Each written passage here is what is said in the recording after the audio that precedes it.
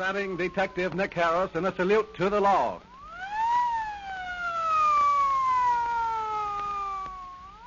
Ladies and gentlemen, we again take pleasure in bringing to you the eminent Los Angeles criminologist and president of the International Secret Service Association, Detective Nick Harris, in another true life story proving to the youth of today the folly of committing crime.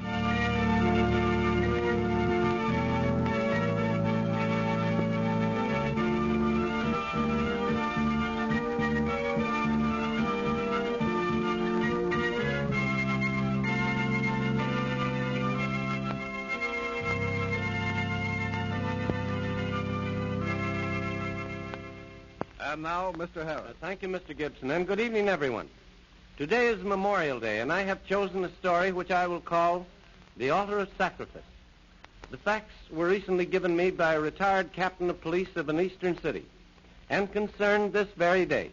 In fact, for 10 years, just at midnight before Memorial Day, certain flower shops were broken into, and all the lilies of the valley were taken.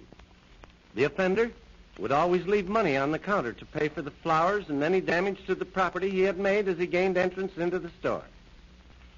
As he left no clues and never entered the same place twice, the police were unable to catch him until one night the captain of detectives took his assistant, Lieutenant Morrison, and drove to a well-known flower shop, one of the few that had not yet been entered.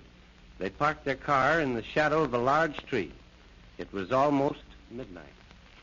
Captain Blake, why do you think this man will choose a particular shop tonight? Because, Morrison, he enters only the more expensive places where they sell the rarest flowers. And this is the only store of its kind that he hasn't already visited. You say you've gotten in touch with the owner of the shop and have had him advertise in the papers and over the radio a special sale of lilies for Memorial Day? Yes, I figured the man would go to the store that had the most of the flowers he wanted. If you look at the window, you'll see a big sign advertising the sale. If you succeed in catching him, it'll be quite a feather in your cap. I'm not doing this for glory. I believe there's something more in this case than the love of flowers. I think a deeper crime is involved. But why does he take lilies of the valley? Those are flowers a woman would choose. Rather than a feminine choice for a man, I should say. That's what I'm hoping to find out. There's a man coming down the street now. He's stopping to look into the window at the sign. And it's just midnight. Want me to get out of the car and question him? No. Wait till we see what he's going to do. He's going around to a side window. He crashed it. Yeah, let him enter. We'll get him when he comes out. I want to get him with the goods. Let's go. We'll wait for him by the window. He's got his arm full of flowers. He's put something on the counter and he's coming his way. That must be the money. Grab him when he starts at the window. Take it easy, young fella. Let go of me. I'm not doing you any harm. Just stop struggling and no one will get hurt. You're not going to take me to jail, are you? Well, what do you think? Oh, but tomorrow's Memorial Day. I can't spend that day in jail. You should have thought of that sooner. Put the cuffs on him, Morrison, and bring him over to the car. Okay, sir. Come on, you. Look out. You're crushing the flowers. Get in and sit down. Now, young man, let's have your story. My story? My story? Sure, why not? Why do you always steal flowers on the night before Decoration Day? And why do you always enter the shop just at midnight? Midnight? That's the 0 hour. That's when we always went over the top. You were in the World War? Yes. You always leave money to pay for the windows you break and the flowers you take. Why do you get your flowers that way? Why don't you buy them like anybody else does? I can't tell you that. It's a secret. Oh, but I guess you might as well know the truth. The police were bound to find out someday. Yeah? So you better come clean. Well, my name is really John Roberts, and my brother's name was Jonathan. We lived in an eastern city. We were twins. We looked alike, but there the resemblance ended. Yeah? I went in for sports, especially hunting. And Jonathan, we called him Jot, was a dreamer. He wanted to be a preacher. In his spare time, he raised flowers, specializing in lilies of the valley. He was quite a successful botanist. He was working on a new species and had almost reached success when the war broke out. Go on. Well, he called the flowers bells of heaven. He said whenever a pure soul went to heaven, the bells chimed. I kidded him a good deal about it, and I was ashamed for anyone to know he mooned over the flowers like a woman does, understand? Yeah. Well, we were just 19 when the United States entered the war. I was wild with excitement and soon enlisted. Jot refused to enlist. He said he would if they drafted him, but he would not volunteer to go out and kill men like himself. Men who were forced to fight to satisfy the greed of others. Well, we quarreled. Some of the girls gave us a farewell party the night before we left for training. There was lots of fun and singing of war songs.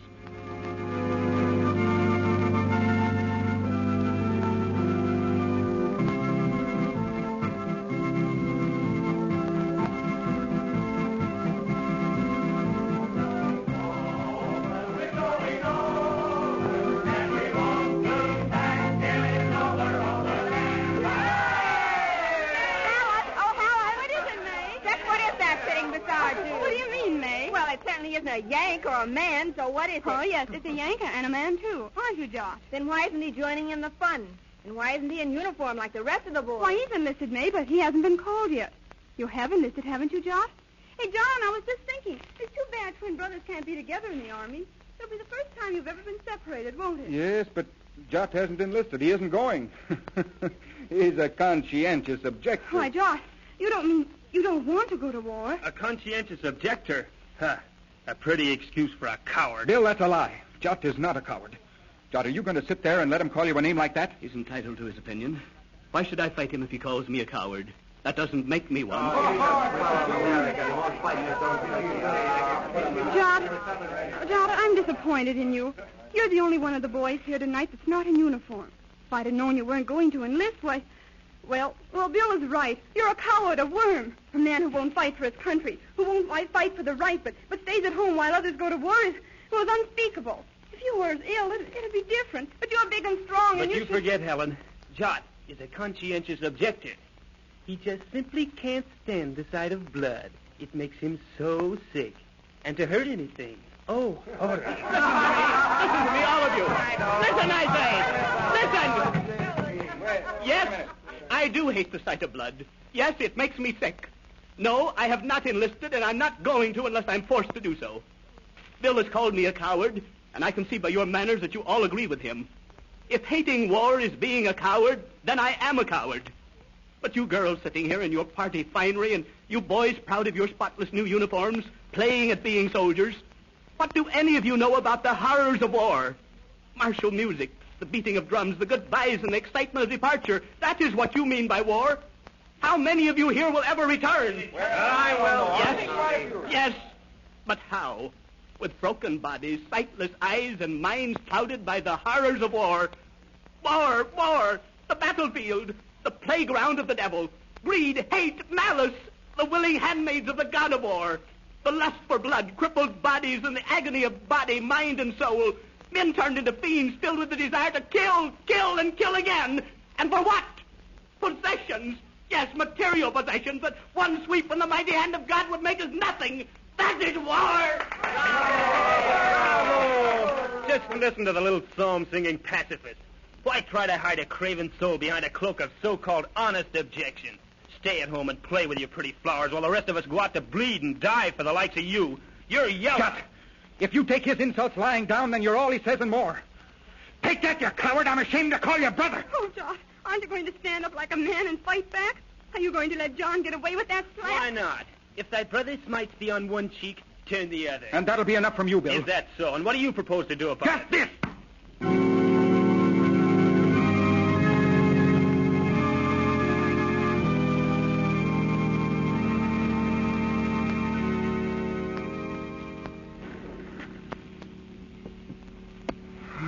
Don't kill me! Don't kill me, please! Easy, Yank. I'm here to help you, not hurt you. I thought you were the enemy come to polish me off. Oh, that's dirt. Are you badly hurt, Obed? I can't tell.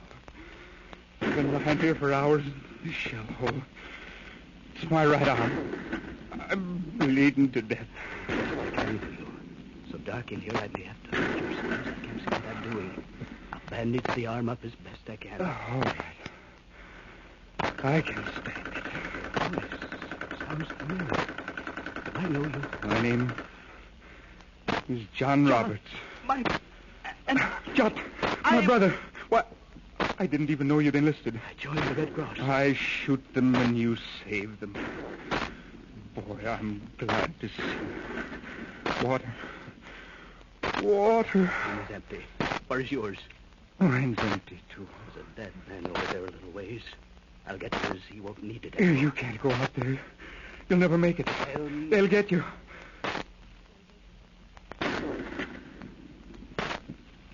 Is that you, Jot? Yes. Here is water. Jot, you're bleeding. Yes. Shell had my name on it. I'm going west. No, just lie quietly. It'll soon be morning and I'll come out to look for it. No. The end. Jot, are the police still looking for me? The police? Yes. For killing Bill. War. Death. Blood fields soaked with human blood to satisfy the greed of man.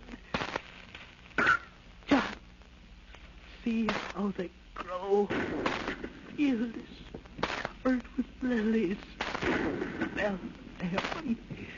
The soul is passing. You can hear the bells chime.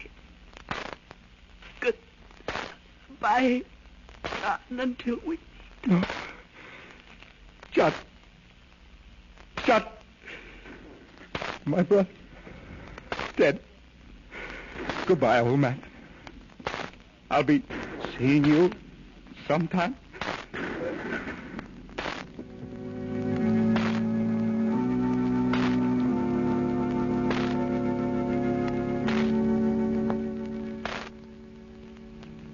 And that is my story.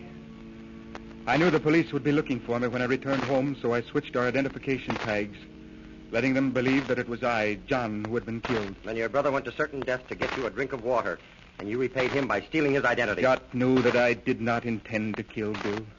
He knew it was an accident and that I struck the blow to defend him against Bill's insults. Jot would have wanted it this way. So you're still hiding from the police. And that's why you get the flowers the way you do to put on your brother's grave. You're afraid somebody will recognize you. No, that isn't the reason. Let not your left hand know what your right hand doeth. My brother is buried somewhere in France. I put the flowers on some soldier's grave. I don't even want to know who he is. Every soldier's grave is an altar of sacrifice. And our Lord said, "Therefore, if thou bring thy gift to the altar, and there rememberest that thy brother hath aught against thee, leave thy gift before the altar, and go thy way. First be thou reconciled to thy brother, and then come and offer thy gift. I have been reconciled to my brother, and he has given me. So I lay my gift at the feet of the unknown soldier in my brother's name, remembering all that he has been to me."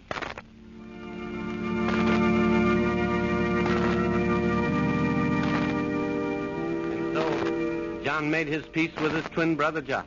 An investigation Captain Blake found that Bill had not been seriously hurt and soon recovered. John was in another branch of the service, and the rest of the boys who had attended the party that night, he never learned the truth, as he was afraid to inquire. He suffered from shell shock and was placed in the sympathetic care of that splendid institution, Soldiers' Home, where today he has a little garden and raises lilies of the valley to place every Memorial Day on the altar of sacrifice. Thank you, Mr. Harris, for that very beautiful true-life story.